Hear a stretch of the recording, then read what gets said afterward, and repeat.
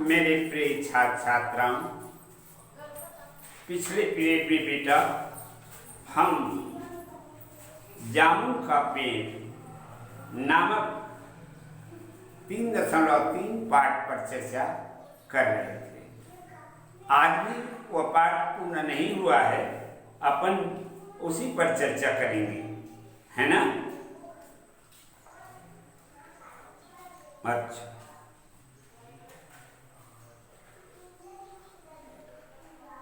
तो आओ बेटा सब लोग पुस्तक खोल लो, पृष्ठ क्रमांक 65।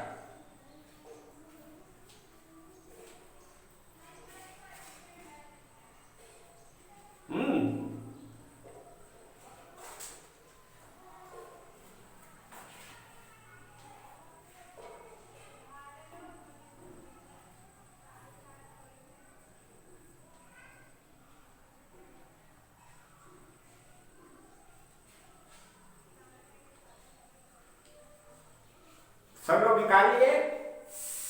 देखो, आश्चर्य है, सेक्रेटरी जोर से चीखा, इतना बड़ा शायर, उसके फूल का लेखक और हमारी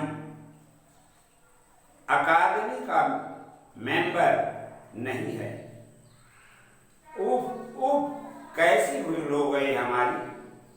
कितना बड़ा शायर और कैसे अंधेरी गुमनामी से दबा पड़ा। ये चर्चा का विषय बन गया। क्या कहते हैं आप सवालों की? गुमनामी ही नहीं, एक दरखत के नीचे दबा पड़ा हूं, कृपया मुझे इस पेड़ के नीचे से निकालिए। किसने कहा? उस दबे हुए आदमी ने। अभी बंदोबस्त करता हूं, सेक्रेटरी फौरन बोला और फौरन उसने अपने विभाग में रिपोर्ट की। दूसरे दिन सेक्रेटरी भागा भागा शायर के पास आया और बोला, मुबारक हो, मिठाई खिलाओ, हमारी सरकारी साहित्य अकादमी ने तुम्हें अपनी केंद्रीय शाखा का मेंबर चुन लिया है। यह लो चुनाव पत्र। उसने उस दबे हुए मनुष्य को दिया। मगर मुझे इस पेड़ के नीचे से तो निकालो, दबे हुए आदमी ने कराह कर कहा। उसकी सांस बड़ी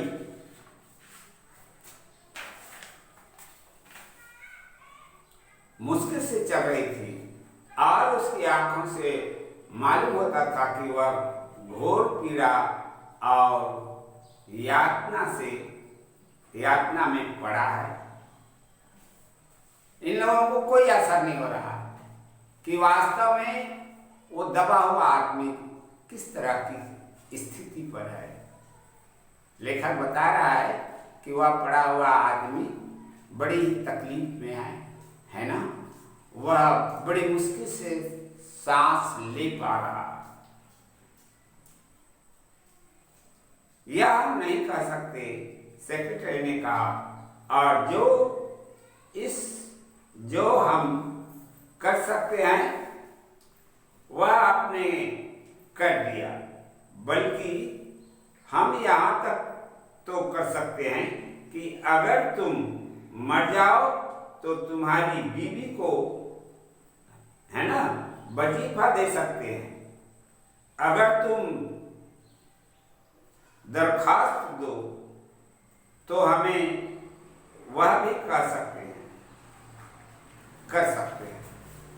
यदि दरखास्त दोगे और तुम मर जाओगे तो तुम्हारी पत्नी को मदद मिल जाएगा। इस तरह से उसने कहा उस दबे हुए व्यक्ति से। मैं अभी जीवित हूं, शायर रुक रुक कर बोला, मुझे जिंदा रखो।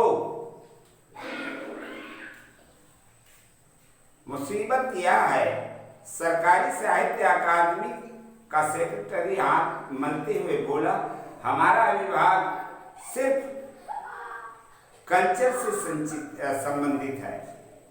उसके लिए हमने फॉरेस्ट डिपार्टमेंट को लिख दिया और अर्जेंट लिखा है।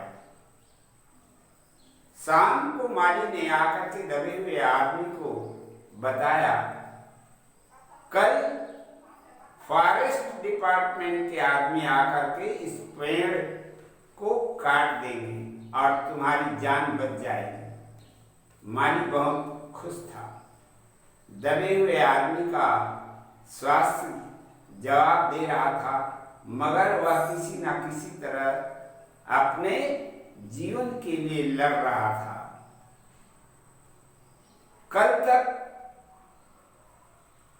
सवेरे तक किसी न किसी तरह से जीवित रहना है। इस तरह से वह दबा हुआ आदमी चिंतित था। दूसरे दिन जब फॉरेस्ट डिपार्टमेंट के आदमी आरी कुल्हाड़ी लेकर के पहुंचे तो उनको पेड़ काटने से रोक दिया गया। मालूम हुआ कि विदेश विभाग से हुक्म आया था कि इस पेड़ को न काटा जाए। कारण यह था कि इस पेड़ को 10 साल पहले पिटोनिया राज्य के प्रधानमंत्री ने, है ना, सेक्रेटेरिएट के लॉन में लगाया था। अब अगर यह पेड़ काटा गया तो इस बात का काफी अंदेशा था कि पिटोनिया सरकार में हमारे संबंध सदा के लिए बिगड़ जाएंगे। मगर एक आदमी की जान का सवाल है, एक क्लर्क ने चिल्लाया। दूसरी ओर 2 राज्यों के संबंधों का सवाल है। दूसरे क्लर्क ने पहले क्लर्क को समझाया, या भी तो समझो कि पिटोनिया सरकार हमारे राज्य को कितनी सहायता देती है। क्या उनकी मित्रता की खातिर एक आदमी के जीवन का भी बलिदान नहीं कर सकते? शायर को मर जाना चाहिए निसंदेह। अंडर सेक्रेटरी सुप्रिंटेंडेंट को बताया, आज आप सवेरे प्रधानमंत्री दौरे से वापस आ गए हैं। आज 4 बजे विदेश विभाग के पेड़ की फाइल उनके सामने पेश करेगा। जो वे फैसला देंगे वही सबको स्वीकार। शाम को 5 बजे स्वयं सुप्रिंटेंडेंट शायर की फाइल लेकर के उनके पास गया। सुनते हो? आते ही वह खुशी से फाइल को हिलाते हुए चिल्लाया, प्रधानमंत्री ने इस पेड़ को काटने के हुक्म दे दिया है और इस घटना की सारी अंतर्राष्ट्रीय जिम्मेदारी अपने सर ले ली है। कल यह पेड़ काट दिया जाएगा और तुम इस संकट से छुटकारा हासिल कर लोगे। सुनते ही आज तुम्हारी फाइल क्या मुकम्मल हो गई। इस तरह से सेक्रेटरी ने सुनाया, मगर शायर का हाथ ठंडा था। आंखों की पुतलियां निर्जीव थी और चींटियों की एक लंबी पंक्ति उसके मुंह में जा रही थी। उसके जीवन की फाइल मुकम्मल हो चुकी थी, अर्थात वो इस संसार सागर से जा चुका था। इस प्रकार जो सरकारी दिक्कतें हैं किस प्रकार से आती है और सरकारी जो आदमी हैं, जो कर्मचारी है, वो जो है किस प्रकार से अपना अनसुनी करते हैं, मुसीबत के समय किस तरह से करना चाहिए, इसकी कोई बड़ी विचित्र इसकी कहानी है ना। अब देखो बेटा, ये पाठ पूर्ण हो गया। कुछ शब्दार्थ है। झक्कड़, झक्कड़ का मतलब आंधी, और दरखत पेड़, हुकूमत शासन, इजाजत अनुमति, लावारिस अनाथ, तगाफुल धोखा, धोखा करना है, खाक हो जाना, राख हो जाना, नष्ट हो जाना, है ना। गुमनामी, जिसकी कोई पहचान ना हो उसको गुमनामी है। दरख्वास्त, निवेदन, अर्जी, मुकम्मल, पूरा। ये कठिन शब्द हैं। आ जाओ अभ्यास। जामुन के पेड़ के नीचे, प्रथम क्या कहता है, जामुन के पेड़ के नीचे दबे आदमी को आधा दिन बीत जाने तक भी क्यों नहीं निकाला जा सका। दूसरा है, आदमी को पेड़ के नीचे से निकालने के लिए फाइल किन किन विभागों में घूमती गई। तीसरा, किस विभाग ने पेड़ काटने का मामला हॉर्टिकल्चर विभाग को सौंपने के पीछे क्या तर्क दिए। चतुर्थ, पेड़ के नीचे दबे आदमी ने गालिब का एक शेर कहा।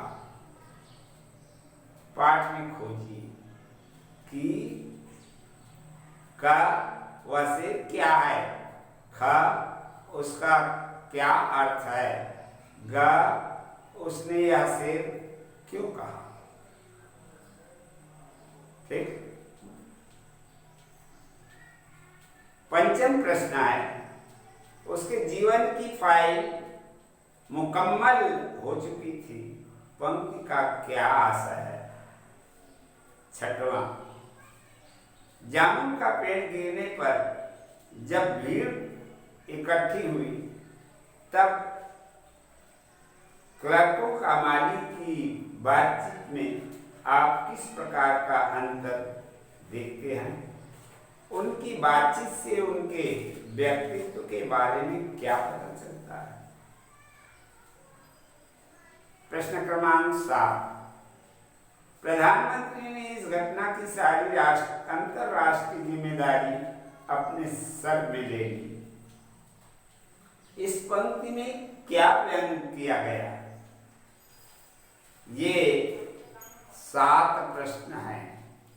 इन प्रश्नों को तुमको पाठ को पढ़ा दिया बेटा, और उसके आधार पर उत्तर तुम्हें बनाने हैं। ठीक है। 7 प्रश्नों के उत्तर पुस्तक में पाठ के निहित है। आ जाओ, इसके बाद इन्हीं प्रश्नों को, ये 5 प्रश्न और है, इनको भी तुम्हें करने हैं। क्या है, पाठ के आगे कहता है, जामुन के पेड़ को काटने की जिम्मेदारी सभी विभाग एक दूसरे पर डालते रहे और किसी को भी आदमी को बचाने की चिंता नहीं। यह स्थिति हमारे व्यवस्था की कार्य प्रणाली के किस चरित्र का उजागर करती है। ठीक। 2, आपके घर के सामने यदि पेड़ गिर जाए तो उसे हटाने के लिए आप क्या क्या करेंगे। नंबर 3, यदि आप माली की जगह होते तो ऊपर फैसले का इंतजार करते या नहीं। यदि हाँ तो क्यों, और नहीं तो क्यों। चतुर्थ, यदि पेड़ हटाने की फाइल को पर्यावरण विभाग, जल विभाग, शिक्षा विभाग को भेजना पड़े तो वे विभाग पेड़ न हटाने के क्या तर्क देंगे? पंचम, आपके विचार से कहानी में मूल समस्या क्या है? पेड़ को हटाना या आदमी को निकालना? तर्क सहित अपना विचार प्रस्तुत जवाब दीजिए। भाषा के बारे में देखो बेटा, ये प्रश्नोत्तर करके आ जाओ और भाषा के बारे में अगले पीरियड में बता दूंगा, ठीक है।